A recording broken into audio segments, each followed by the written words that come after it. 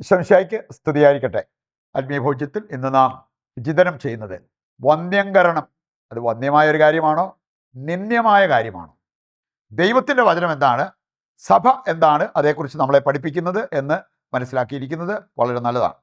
വന്ധ്യംകരണം, ഇംഗ്ലീഷിൽ കാസ്ട്രേഷൻ എന്ന് പറയും. മലയാളത്തിൽ പറഞ്ഞാൽ ഈ വൃഷണം ഉടയ്ക്കൽ, വരി ഉടയ്ക്കൽ, ഇങ്ങനെയുള്ള കാര്യങ്ങളൊക്കെ മൃഗങ്ങൾക്ക് മനുഷ്യർക്ക് ഒക്കെ ചെയ്യുന്ന ആ ഒരു രീതികൾ നമ്മൾ മനസ്സിലാക്കിയിട്ടുള്ള കാര്യങ്ങളാണ്. സഭാപിതാവ് എന്നറിയപ്പെടുന്ന ഒറിജിൻ, അദ്ദേഹം പ്രലോഭനങ്ങൾ ഉണ്ടായപ്പോൾ ഒരു അസാധാരണമായിട്ടുള്ള ഒരു ചുവടുവയ്പ് നടത്തി വന്ധ്യംകരണം, വൃഷണം ഉടയ്ക്കൽ, അങ്ങനെ ഒരു കാര്യം ചെയ്തു. അതുകൊണ്ട് ഇന്നും അദ്ദേഹത്തെ സഭാപിതാവ് എന്നതല്ലാതെ വിശുദ്ധരുടെ ഗണത്തിലേക്ക് ഉയർത്തപ്പെട്ടിട്ടില്ല. അപ്പോൾ അത് തന്നെ ഈ വന്ധ്യംകരണം, അനാവശ്യമായിട്ട് നമ്മൾ ഇങ്ങനെയുള്ള കാര്യങ്ങൾ ചെയ്താൽ അത് എങ്ങനെ ഇരിക്കും എന്നുള്ളതിലേക്ക് ഒരു സൂചനയാണ്.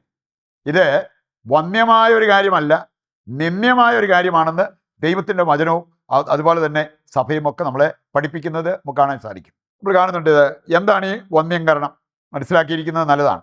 പട്ടികൾക്ക്, അതുപോലെ തന്നെ മൃഗങ്ങളിൽ, ആൺമൃഗങ്ങൾക്ക്, അതുപോലെ തന്നെ മനുഷ്യർക്കാണെങ്കിൽ പുരുഷന്മാർക്ക് ചെയ്യുന്നൊരു കാര്യം. വന്ധ്യംകരണം എന്ന് പറഞ്ഞാൽ ബീജം ഉൽപ്പാദിപ്പിക്കുന്ന ആ വൃഷണം അത് ഉടച്ച് അല്ലെങ്കിൽ അതിൻ്റെ ബീജോത്പാദനം തടയുക. അതാണ് വന്ധ്യംകരണത്തിലൂടെ.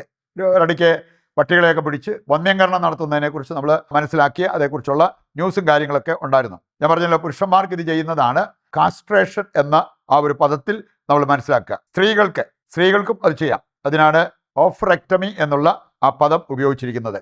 അപ്പം ഇത് എന്താണ് ഇതിലൂടെ ചെയ്യുന്നത് എന്നുള്ള കാര്യം, ആ ഒരു ബീജോത്പാദനം അത് തടയുക എന്നതാണ്. ഇത് പല രീതിയിൽ ചെയ്യാൻ പറ്റും.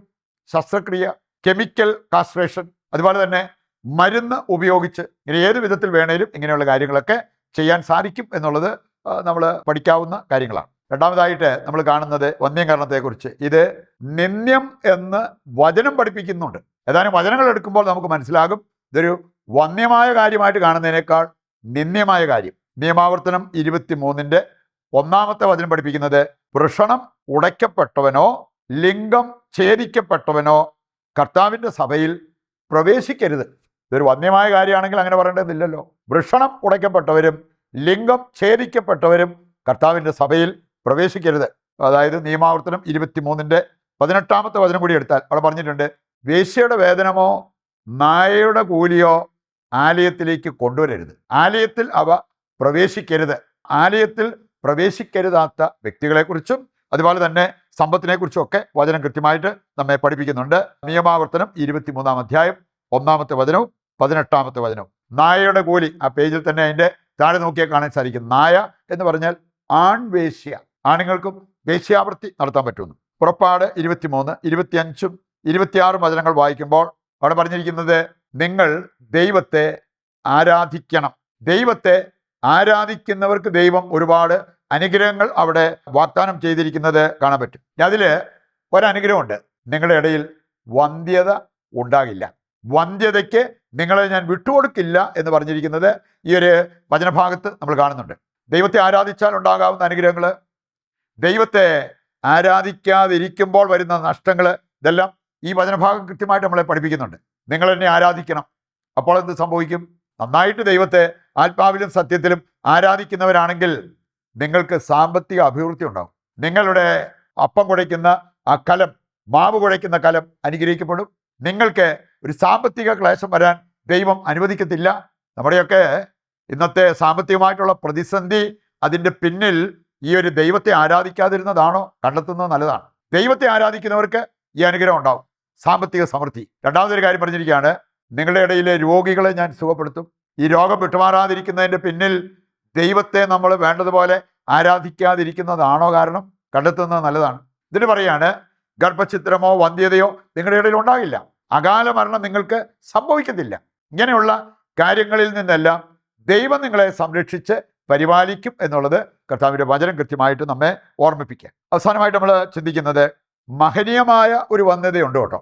മഹനീയമായ ഒരു വന്ധ്യത, അത് വന്ധ്യംകരണം നടത്തിയതിലൂടെ ഉള്ളതല്ല, മറിച്ച് ആത്മനിയന്ത്രണം പാലിച്ച് നമുക്ക് ഈ ഒരു മഹനീയമായ വന്ധ്യത ഏറ്റെടുക്കാനായിട്ട് സാധിക്കും. ഇതറിയാനായിട്ട് മത്തായി 19-11 വചനം എടുക്കുമ്പോൾ നമുക്ക് കാണാൻ പറ്റും. മത്തായിയുടെ സുവിശേഷം 19 11-ാമത്തെ വചനം. 3 തരത്തിലുള്ള ഷണ്ഡന്മാരെ കുറിച്ചുള്ളൊരു സൂചന അവിടെയുണ്ട്. അവിടെ പറഞ്ഞിരിക്കുന്നത്, ഒന്ന്, ജന്മന ഷണ്ഡരായവർ എന്ന് പറഞ്ഞാൽ ഈ ഒരു വന്ധ്യംകരണമൊന്നും ഇല്ലാതെ തന്നെ വന്ധ്യത നേരിടുന്ന വ്യക്തികൾ, ജന്മന ഷണ്ഡരായവർ. രണ്ടാമതൊരു കൂട്ടരുണ്ട്, മനുഷ്യരാൽ ഷണ്ഡരാക്കപ്പെട്ടവർ.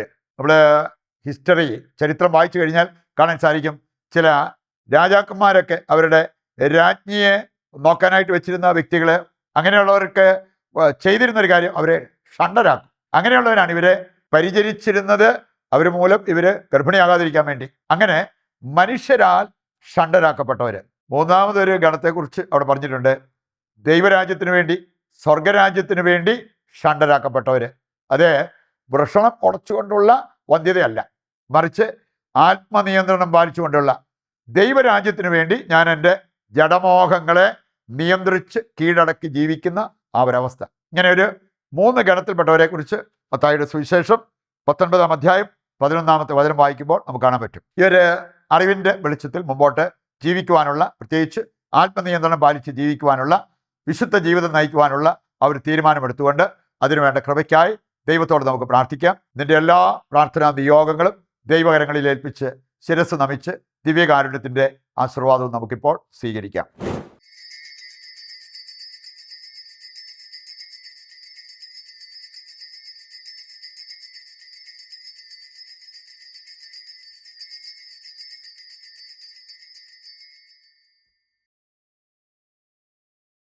പരിശുദ്ധ പരമ ദിവ്യകാരുണ്യത്തിന് എന്നേരവും ആരാധനയും സ്തുതിയും പുകഴ്ചയും ഉണ്ടായിരിക്കട്ടെ. ഈശോമിശിഹായ്ക്ക് സ്തുതിയായിരിക്കട്ടെ. മറ്റൊരു എപ്പിസോഡുമായി നാളെ വീണ്ടും നമുക്ക് ഒരുമിക്കാം. ദൈവം നിങ്ങളെ സമർത്ഥമായി അനുഗ്രഹിക്കട്ടെ.